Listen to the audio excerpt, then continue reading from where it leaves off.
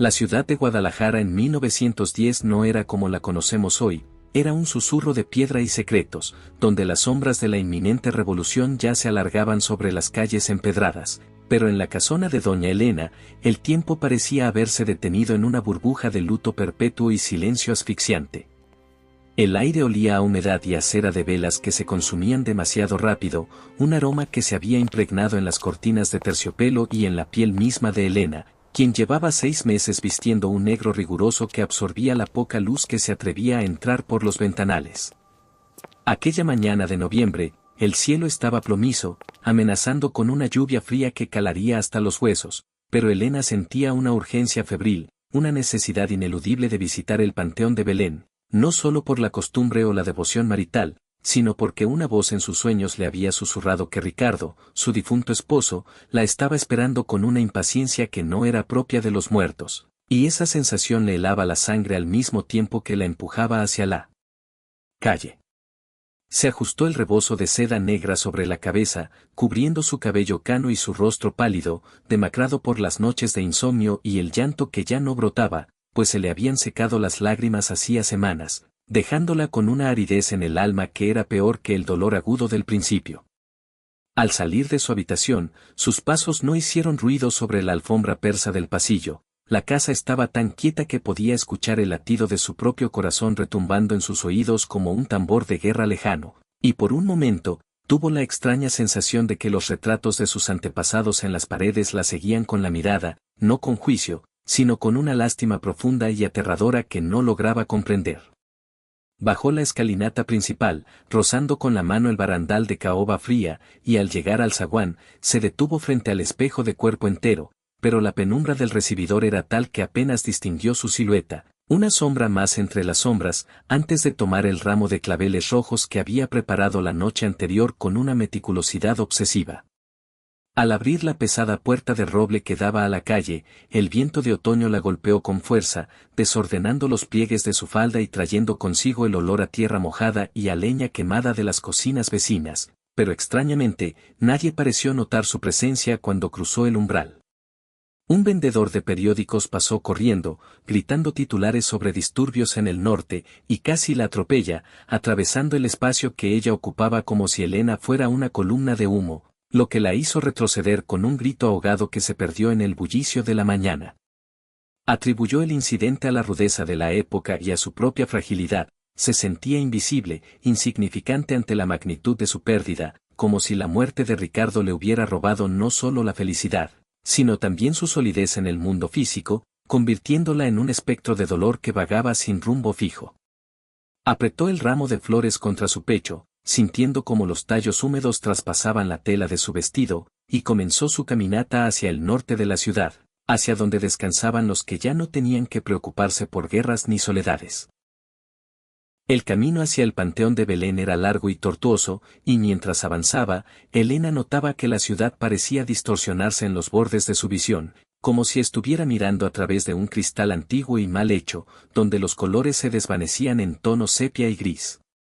Las fachadas de las casas coloniales parecían inclinarse sobre ella, observándola con ventanas oscuras que parecían cuencas vacías, y los pocos transeúntes con los que se cruzaba mantenían la mirada baja o fija en el horizonte, ignorando sistemáticamente su saludo cortés, lo que comenzó a sembrar una semilla de inquietud en su estómago.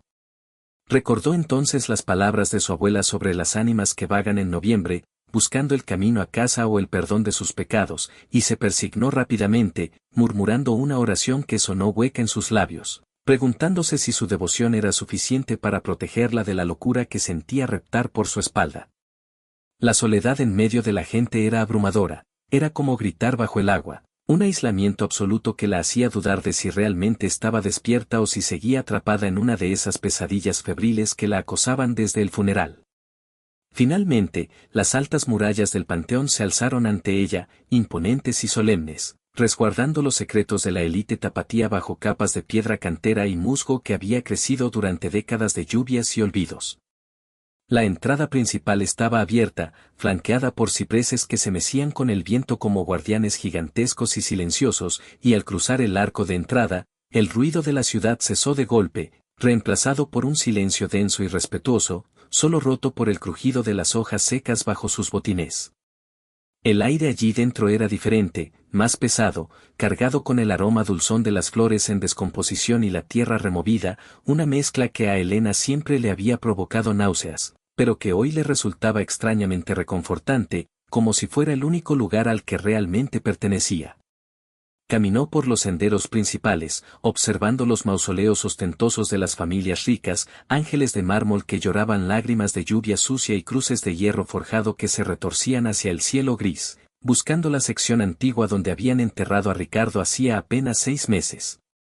Mientras se adentraba en los pasillos más estrechos del cementerio, la luz del día comenzó a fallar de una manera antinatural, como si el sol hubiera decidido retirarse antes de tiempo, dejando el lugar sumido en un crepúsculo prematuro que hacía que las sombras se alargaran y cobraran formas grotescas.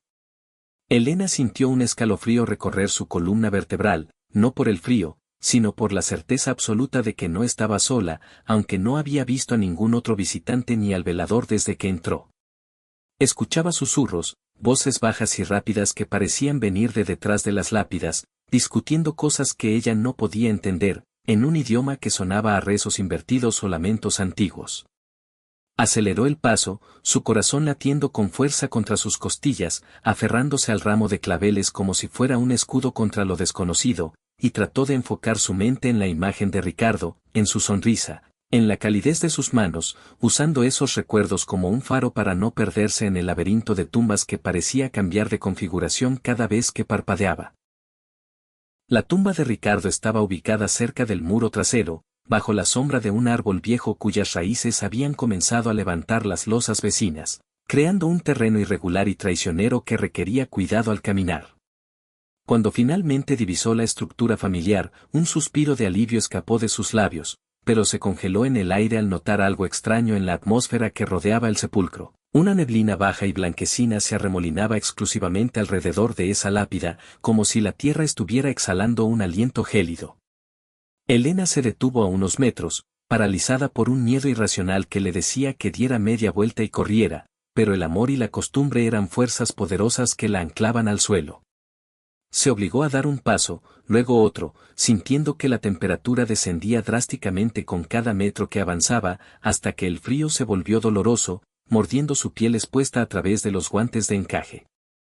Al llegar al pie de la tumba, Elena se arrodilló con dificultad, sus articulaciones protestando con un crujido seco, y colocó las flores en el florero de granito que estaba vacío y sucio, lleno de agua estancada y hojas podridas de visitas anteriores que no recordaba haber omitido. Limpió con su pañuelo la superficie de la lápida, quitando el polvo y el hollín que oscurecían las letras doradas, preparándose para leer el nombre de su amado y recitar las oraciones que había memorizado.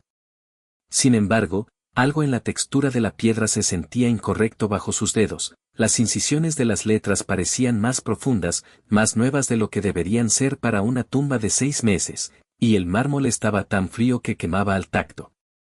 Se inclinó hacia adelante, entrecerrando los ojos en la penumbra creciente para leer la inscripción, esperando ver Ricardo González, amado esposo y padre, pero las letras parecían bailar ante su vista, negándose a quedarse quietas.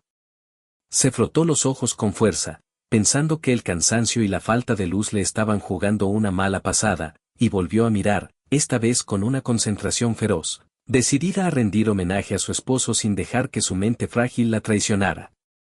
Leyó la primera línea, aquí yacen los restos de, y asintió, reconociendo la fórmula habitual.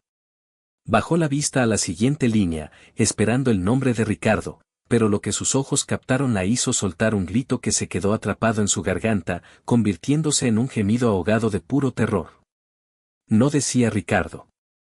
Las letras, talladas con una precisión cruel y elegante en la piedra gris, deletreaban un nombre que ella conocía mejor que ningún otro, un nombre que había escrito 1000 veces, un nombre que le pertenecía a ella y solo a ella. Elena Miraflores de González. El nombre estaba ahí, claro e innegable, brillando con una finalidad aterradora bajo la luz moribunda de la tarde.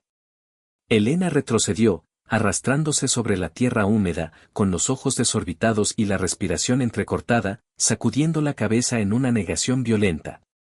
No, no, esto es un error. Es una broma macabra, susurró con voz temblorosa, buscando desesperadamente el nombre de Ricardo en alguna parte, pensando que tal vez habían grabado su nombre por adelantado, reservando el espacio para cuando ella falleciera en un futuro lejano. Pero no había espacio reservado. Su nombre ocupaba el lugar central, el lugar del difunto principal, y debajo de él, las fechas de nacimiento y muerte estaban completas. La fecha de nacimiento era correcta, grabada en su memoria desde la infancia.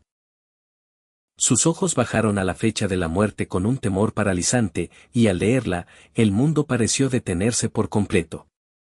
La fecha de muerte era el 12 de mayo de 1910. La misma fecha en que Ricardo había muerto. La misma fecha del accidente del carruaje.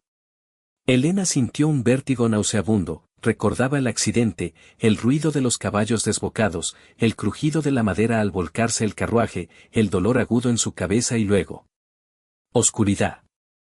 Pero ella había despertado, ¿verdad? Había despertado en su cama, rodeada de médicos que hablaban en voz baja, había asistido al funeral de Ricardo, había llorado sobre su ataúd cerrado. ¿Cómo podía estar su nombre en la lápida con esa fecha si ella estaba allí, respirando, sintiendo el frío, oliendo las flores? Esto está mal.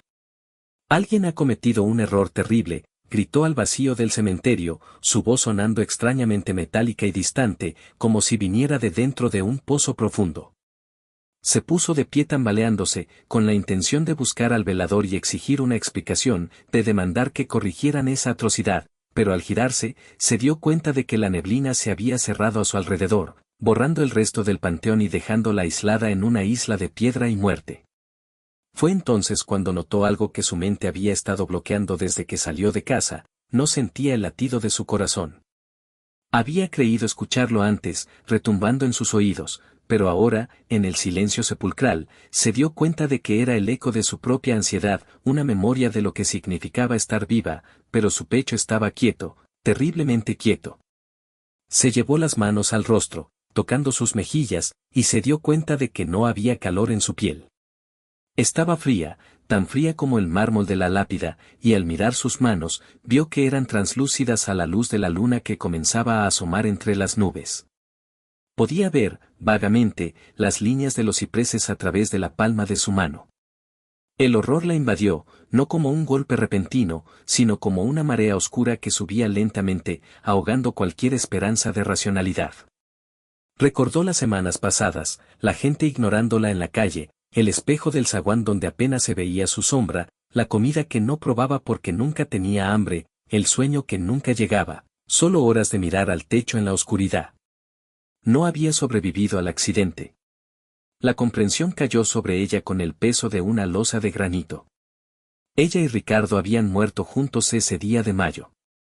Todo lo que había vivido en los últimos 6 meses no había sido una recuperación lenta y dolorosa, sino un purgatorio de negación, un rechazo obstinado de su espíritu a abandonar la casa, las rutinas y la vida que creía seguir teniendo.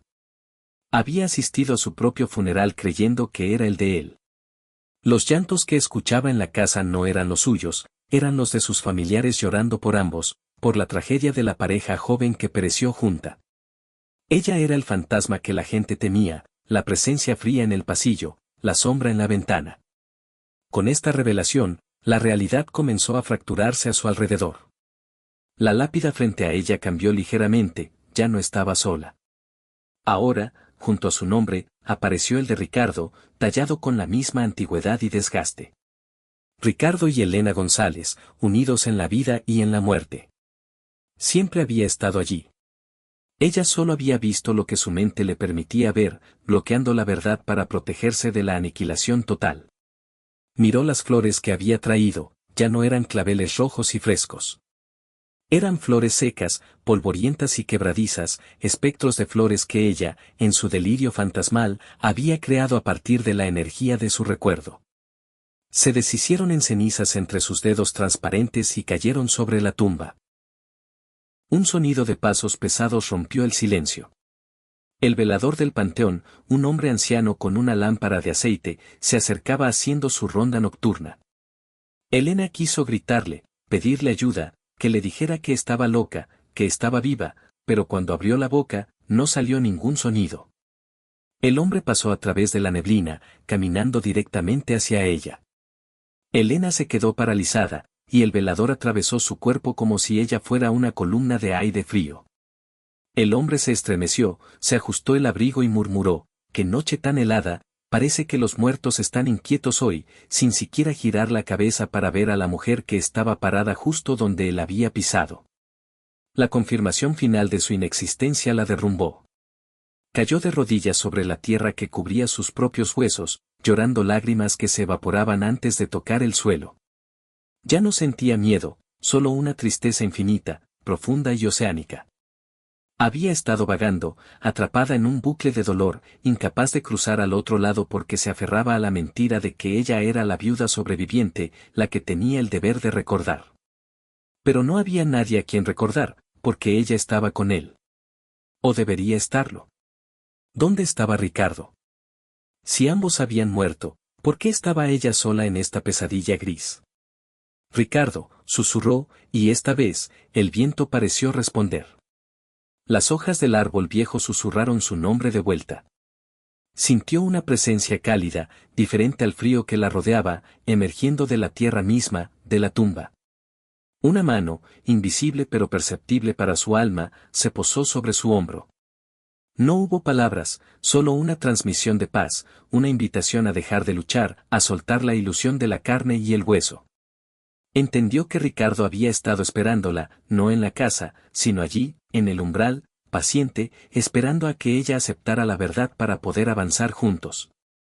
Elena miró hacia la casona invisible en la distancia, despidiéndose mentalmente de su vida material, de sus vestidos, de sus joyas, de las mañanas de domingo y los paseos por la plaza. Todo eso era polvo ahora. Se miró las manos una última vez, viendo cómo se volvían cada vez más tenues, mezclándose con la luz de la luna y la niebla. La resistencia se desvaneció. Cerró los ojos y se dejó caer hacia adelante, no sobre la tierra dura, sino hacia un abrazo que la esperaba más allá del velo. Su forma física, o la proyección de ella, comenzó a disolverse, convirtiéndose en jirones de luz pálida que flotaban sobre la inscripción de la lápida. A la mañana siguiente, el velador encontró el ramo de claveles rojos sobre la tumba de los González. Estaban frescos, vibrantes, llenos de vida, un contraste imposible contra la piedra gris y el frío de la noche anterior. Se rascó la cabeza, confundido, pues juraría que nadie había entrado después de cerrar las puertas, y esa tumba no había recibido visitas en meses. Cosas de muertos, pensó, y se persignó antes de continuar su camino, sin notar que la inscripción en la lápida parecía brillar con un lustre renovado, como si alguien la hubiera pulido con amor recientemente. La historia de la viuda que llevó flores a su propia tumba comenzó a circular por Guadalajara en voz baja, contada por las criadas en las cocinas y por los ancianos en las plazas. Decían que si pasabas por el Panteón de Belén en las tardes nubladas de noviembre, podías ver a una mujer vestida de negro, hermosa y triste, caminando entre las tumbas con un ramo de flores rojas que nunca se marchitaban. Decían que no sabía que estaba muerta, que seguía buscando a un esposo que ya tenía a su lado, atrapada en el momento de su mayor dolor. Otros decían que ya no estaba atrapada. Que la noche en que encontró su nombre, finalmente se liberó. Que la aparición que se veía a veces no era un alma en pena, sino un recuerdo residual, una huella de amor tan intensa que la piedra y el aire la habían grabado para siempre. Los visitantes del panteón comenzaron a dejar flores en la tumba de Ricardo y Elena, no solo por respeto, sino como una ofrenda para pedir protección a la pareja que se amó más allá de la muerte, convirtiendo el sitio en un lugar de leyenda romántica y macabra a la vez. Con el paso de los años, la revolución llegó y transformó el país, la sangre corrió por las calles y muchas más tumbas se llenaron en el Panteón de Belén, pero la tumba de los González permaneció intacta, respetada incluso por los saqueadores y los vándalos, protegida por una superstición silenciosa. Se decía que quien osara profanar ese lugar sentiría el frío de la mano de Elena en su hombro y escucharía su llanto en la soledad de su propia habitación, un llanto que anunciaba su propia muerte inminente. La casona de doña Elena quedó abandonada durante décadas. Los vecinos aseguraban ver luces en las ventanas en el aniversario de su muerte y escuchar música de piano que venía del salón vacío. Nadie la compró, y eventualmente se convirtió en ruinas, una estructura esquelética que recordaba a la ciudad que el pasado nunca se va del todo, que los muertos conviven con los vivos en los espacios que el amor y la tragedia marcan como suyos. La leyenda se integró al folclore tapatío, una advertencia sobre la negación y el poder de la mente para crear su propia realidad. Hoy en día, los guías turísticos del Panteón de Belén detienen a los grupos frente a la tumba doble. Cuentan la historia con voz teatral, apuntando con sus linternas a los nombres desgastados. Aquí yace la viuda que no sabía que lo era, dicen, provocando escalofríos en los turistas. Pero a veces, cuando el grupo se aleja y el silencio vuelve a caer sobre el cementerio, se puede percibir un aroma sutil a claveles frescos, aunque no haya flores a la vista, y una sensación de paz que contradice el horror de la historia. Es como si Elena y Ricardo, desde donde quiera que estén, observaran con benevolencia a los vivos que se fascinan con su tragedia, sonriendo ante la ironía de ser más famosos en la muerte de lo que nunca fueron en vida. Su historia nos recuerda la fragilidad de la existencia y cómo la línea entre estar aquí y estar allá es mucho más delgada de lo que nos atrevemos a admitir. Nos obliga a preguntarnos, ¿estamos realmente despiertos? ¿O somos también fantasmas recorriendo una rutina, esperando el momento de leer nuestro propio nombre en una piedra fría? Y así, la leyenda perdura, alimentada por el miedo y la fascinación. Cada noviembre, alguien jura haber visto a la dama de negro cruzando el umbral del panteón, etérea y decidida. Tal vez sea solo la imaginación colectiva, o tal vez, solo tal vez, el amor de Elena es tan fuerte que se niega a abandonar completamente el mundo donde fue feliz, regresando una vez al año para revivir el acto de devoción que la definió, trayendo flores a un esposo que es, al mismo tiempo, ella misma. La próxima vez que camines por un cementerio antiguo y sientas un escalofrío repentino o veas una sombra por el rabillo del ojo, no corras. Detente y muestra respeto.